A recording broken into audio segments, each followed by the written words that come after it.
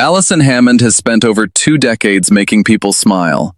From her breakthrough on Big Brother to becoming one of Britain's most beloved television presenters, she's built her career on warmth, joy, and an ability to connect with anyone.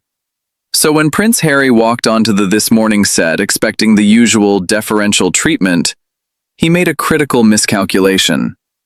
He saw a warm, bubbly presenter and assumed that meant pushover. He saw her kindness and mistook it for weakness. He saw her joy and thought it meant she couldn't handle confrontation.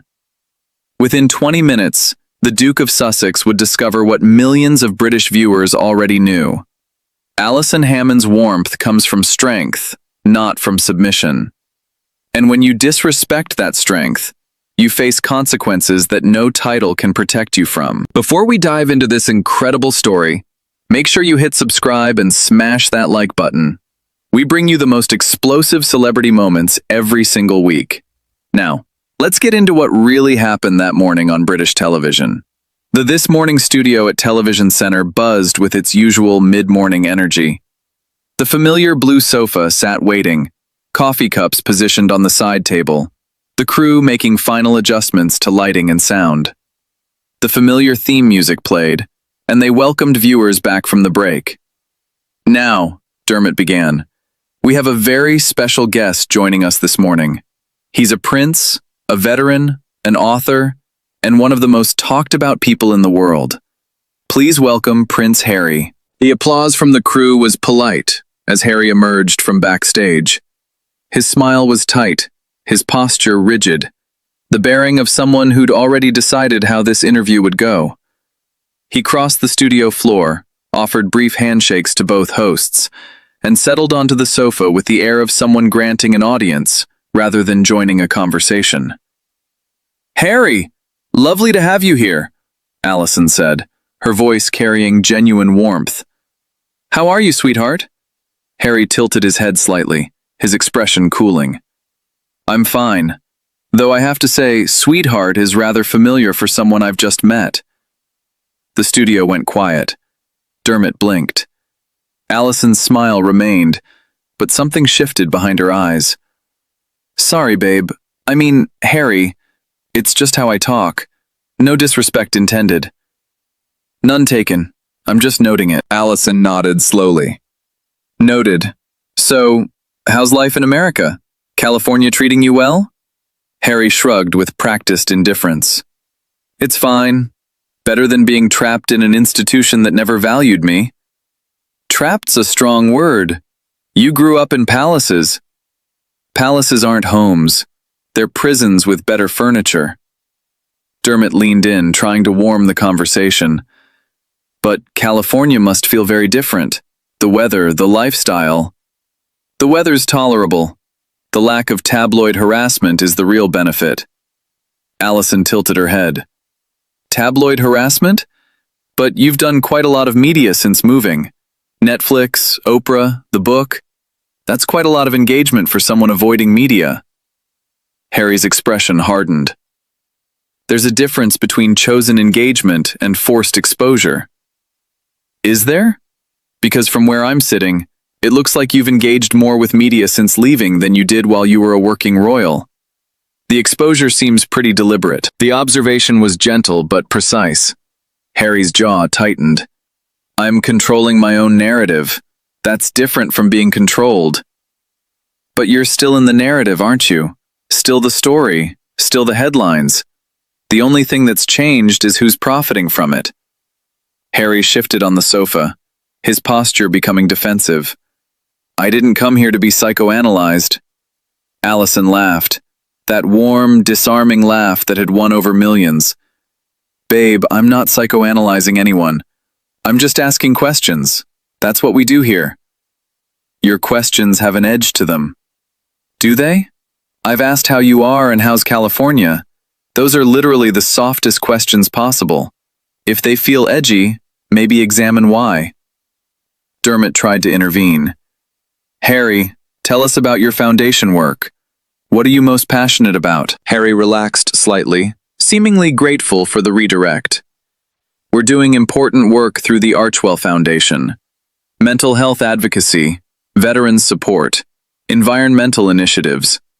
Real, substantive work that actually makes a difference. Allison nodded. That sounds wonderful. Can you give us an example? Something specific that you're proud of?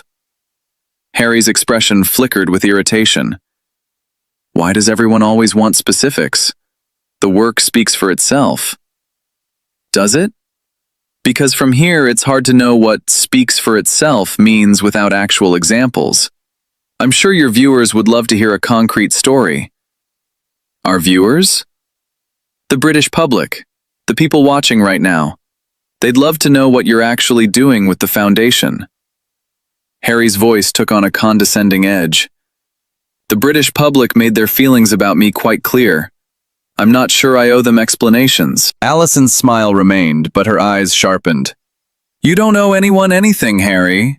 But you're on British television talking to British viewers about work you want people to support. A bit of detail might help with that. I'm not here to recruit donors. Then why are you here? Genuinely. You've said you don't owe the British public anything. You've implied they've rejected you. So why come on this morning? Harry paused, seeming caught by the question. Allison continued gently. I'm not attacking you, sweetheart. Sorry, Harry. I'm genuinely curious. If you feel so disconnected from Britain, why do British media appearances? Because I still have family here, still have history here. Family you've publicly criticized quite extensively. History you've said you want to move beyond. I'm struggling to see the connection you're claiming. Dermot cleared his throat. Let's talk about something else. How are you finding being a father? The children must keep you busy. Harry's expression softened slightly, the first genuine emotion he'd shown. They're wonderful. They're the reason I do everything. Allison smiled warmly. That's lovely. And how's Megan? Being a mum suits her, I imagine. The warmth vanished instantly. Walls went up so fast the temperature in the studio seemed to drop. I'd prefer not to discuss my wife. Allison's eyebrows rose. Really? But you've discussed her extensively before. The documentary, the interviews, the book. She's been central to your public narrative. That was our choice to share. This is my choice not to. Fair enough. But you understand how that looks, right? You've made your relationship a major part of your brand, and now you're treating questions about it as intrusions. I'm not treating anything as an intrusion. I'm setting a boundary. A boundary you didn't set when you were promoting your projects. The boundary seems quite flexible depending on what you're selling. Harry's voice sharpened. I'm not selling anything today. Aren't you? You're on television. You've got foundation work to promote. You've got an image to maintain. That's all selling, Harry. Just because there's no price tag visible doesn't mean commerce isn't happening. Dermot shifted uncomfortably. Allison, maybe we should... No, I'd like to address this, Harry interrupted, his tone icy. You seem to have a lot of opinions about my motivations. Allison remained calm. I have observations. You've made certain claims about wanting privacy, about being persecuted, about building something meaningful away from the spotlight. I'm just noticing that your behavior doesn't always match those claims. That's observation, not opinion. It's judgment. Is it? Because pointing out contradictions isn't the same as judging. It's asking for clarification. You're welcome to clarify. I don't need to clarify anything to you. You don't need to. But you're on my show, having chosen to be here. And I'm asking you reasonable questions. Refusing to answer them is your right. But refusing angrily suggests the questions hit somewhere you don't want examined. The studio had gone quiet. The crew watched with barely concealed tension. This wasn't the usual this morning atmosphere. Warm, friendly, occasionally silly. This was something else entirely. Harry stood up slightly, then sat back down. A false start that betrayed his agitation. This isn't what I expected from this morning. Allison tilted her head. What did you expect? Something warmer, something less interrogative. I've been completely warm, Harry. I've smiled, I've been friendly, I've used pet names that you didn't like. The only thing I haven't been is accepting of non-answers. If warmth requires accepting whatever you say without question, then you've misunderstood what warmth is. That's not what I meant. Then what did you mean? Help me understand. Because from where I'm sitting, you seem to expect interviews without questions, platforms without scrutiny, warmth without honesty. Harry's face reddened. I expect basic respect. You've had nothing but respect. I've addressed you politely. I've listened to your answers. I've asked follow-up questions, which is what interviewers do. If that doesn't feel like respect to you, maybe your definition of respect is actually deference, and those aren't the same thing. Dermot tried again to intervene. Perhaps we could talk about your time in the military. That's something you've always been proud of. Harry seized the redirect, his posture relaxing marginally. Yes, my military service was the most meaningful chapter of my life. It taught me discipline, purpose, genuine service. Allison nodded. I respect that. Genuinely. Military service is admirable. She paused. But help me understand something. You've talked about how important service was to you, and then you left royal life, which is essentially a form of service, to pursue personal projects. How do you reconcile those two things? I left because the institution was toxic. The institution you served in the military to protect? The crown you swore allegiance to? That institution? Harry stiffened. It's more complicated than that. I'm sure it is. But you use service as a virtue when it suits you, and as an oppression when it doesn't. That's the contradiction I'm asking about. There's no contradiction. There is, though. Service means putting others first. You've said the military taught you that. But leaving the royal family was putting yourself first. Both can be valid choices, but they're different philosophies. You can't claim the virtue of service while celebrating escape from it. Harry's composure was cracking visibly. His face was flushed, his breathing heavier. You have no idea what I went through in that family. Allison's expression softened with genuine empathy, but her words remained direct. You're right. I don't know everything. But I know what you've told us. And what you've told us, through books and documentaries and interviews, is that you suffered. I believe you. Suffering is real. She paused. But suffering doesn't exempt you from questions. It doesn't make your contradictions disappear. It doesn't mean everyone has to agree with how you've handled things. Sympathy and scrutiny can coexist, Harry. That's what you don't seem to understand.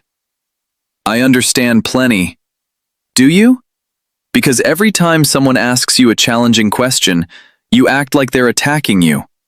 Every time someone points out an inconsistency, you invoke your trauma. That's not understanding. That's deflection. Harry stood up fully, the movement sudden enough to make Dermot flinch. I'm not going to sit here and be lectured by a television presenter who doesn't know me. Allison remained seated, looking up at him with an expression that mixed compassion with resolve. I don't know you personally, Harry, but I know what you've presented publicly, and I know the difference between answering questions and avoiding them. You've been avoiding since you sat down. I've been honest. You've been defensive. Those aren't the same thing. Honest means engaging with what's actually asked. Defensive means treating every question as an attack and every answer as a battle to be won.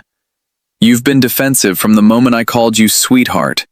Harry pointed at Allison, his hand shaking slightly. You've been hostile from the start. Allison laughed, not unkindly, but with genuine surprise. Hostile? Harry, I've done thousands of interviews. I've talked to politicians, celebrities, people going through the worst moments of their lives. No one has ever called me hostile. Warm, sometimes too warm, sure. Giggly, definitely. But hostile? She shook her head. If I'm hostile, then the word has no meaning. I've been gentle. I've been curious. I've asked you to explain things you've said publicly. That's not hostility, that's journalism. Very soft journalism, actually.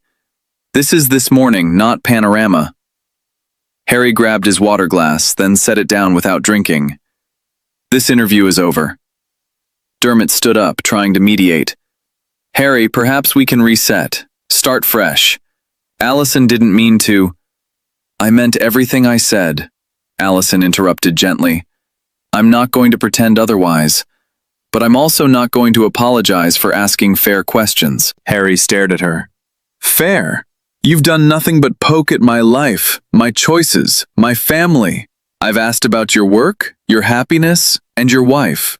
Those are literally the softest interview topics. If they feel like poking, maybe your life is more fragile than you're admitting. My life isn't fragile. Then why are you so defensive about it? Why can't you answer basic questions without getting angry?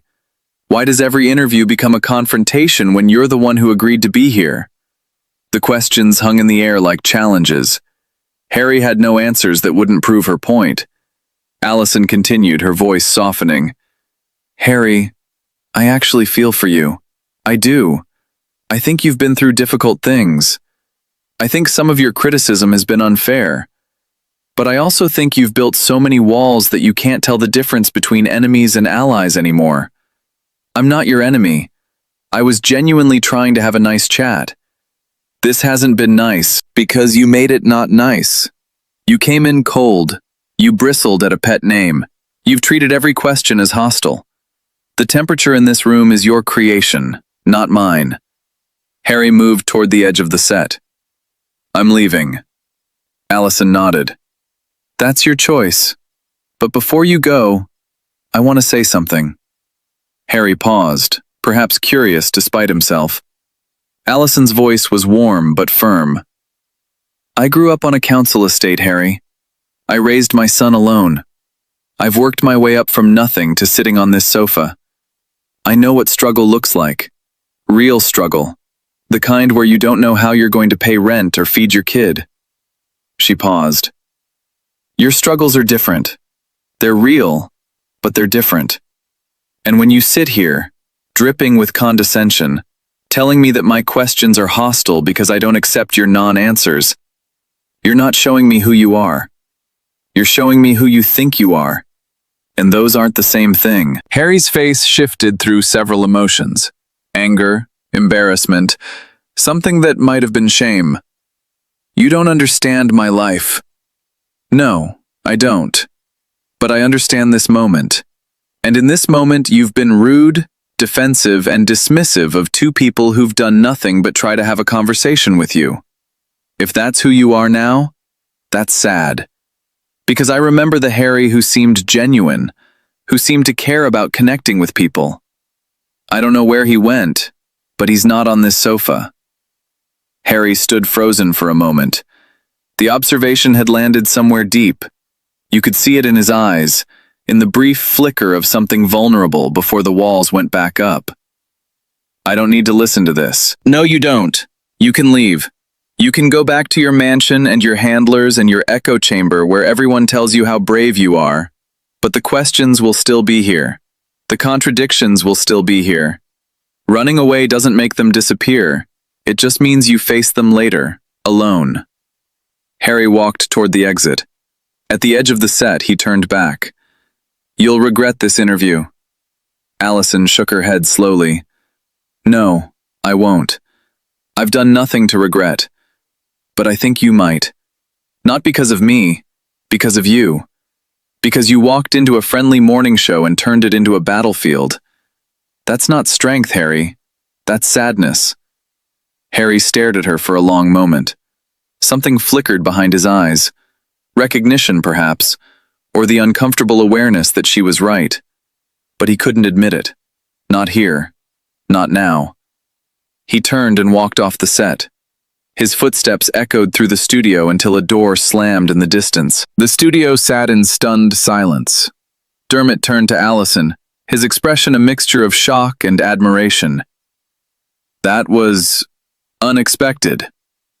Allison took a deep breath, her characteristic smile returning but tinged with something sad. It really was. She looked at the camera. I want to apologize to our viewers at home. That wasn't what we'd planned for this morning. We'd hoped for a nice chat, maybe some laughs, some genuine conversation. What we got was something else. She paused. I want to be clear about something. I never intended for that to become confrontational. I asked him about his life, his work, his family. These are the same questions I ask everyone. He chose to treat them as attacks. That was his choice, not mine. Dermot nodded. Allison's been doing this for years. She's the warmest person I know. If that felt hostile to him, then he's not used to warmth, Allison finished. He's used to worship. And those aren't the same thing. She looked directly into the camera. Harry, if you're watching, and I know you won't be, but just in case, I meant what I said. I think you're struggling. I think you're lost. And I think the anger you showed today isn't strength, it's pain. I hope you find your way back to whoever you were before all this, because that person seemed worth knowing. This one just seems sad. The interview lasted 22 minutes before Harry walked out. Its impact would last considerably longer. For Alison Hammond, it was a demonstration of what millions of viewers already knew, that warmth and strength can coexist, that kindness doesn't require weakness, and that being underestimated by arrogant people is often their first mistake. For Prince Harry, it was something else. Another interview that went wrong. Another host who didn't understand. Another retreat to the safety of controlled messaging and friendly media. But the footage remained. The questions remained. And the walkout, that dramatic, wounded, entirely predictable walkout, remained too. Some people see warmth and assume weakness. Others see the warmth and miss the steel underneath. Prince Harry made that mistake. Alison Hammond made sure he wouldn't forget it. What do you think?